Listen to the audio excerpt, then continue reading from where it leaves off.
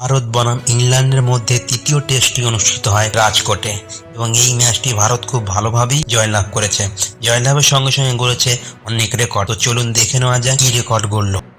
জয়সালের অপরাজিত 214 রানের ইনিংসে 12টি ছয় ছিল, যেটা ওয়াসিম আকরামের রেকর্ডের সমান। তৃতীয় সর্বকনিষ্ঠ ক্রিকেটার হিসেবে টেস্ট ক্রিকেটে দুটি ডবল সেঞ্চুরি রেকর্ড গড়লেন জয়সওয়াল। এর আগে বিনোদ কাম্বলে 21 বছর 54 দিন এবং স্যার ডন ব্র্যাডম্যান 21 বছর 318 দিনে এই রেকর্ড গড়েছেন। রাজকোটে ভারতীয় ইনিংসে 28টি ছক্কা মারা হয়েছে, যা একটি অনন্য রেকর্ড। চতুর্থ ভারতীয় ব্যাটসম্যান হিসেবে অভিষেক ম্যাচে 2 ইনিংসে হাফ সেঞ্চুরির নজির গড়লেন সরফরাজ খান। এই ম্যাচে ইংল্যান্ডকে 557 রানের বিশাল টার্গেট দেয় ভারত, যেটা দ্বিতীয় সর্বাধিক টার্গেট। এর আগে 617 রানের টার্গেট নিউজিল্যান্ডকে দেওয়া হয়েছিল। 434 রানের বিশাল ব্যবধানের এই জয় এটি রানের নিরিখে ভারতের সবচেয়ে বড় জয়। এই নিয়ে দ্বিতীয়বার একই টেস্টে সেঞ্চুরি এবং 5 নিয়েছেন স্যার রবীন্দ্র জাদেজা। এই নিয়ে টেস্টে 11টি শতরান করেছেন রোহিত শর্মা এবং সবকটিতেই জয়লাভ করেছে ভারত। এই নজির আর কারণ নেই।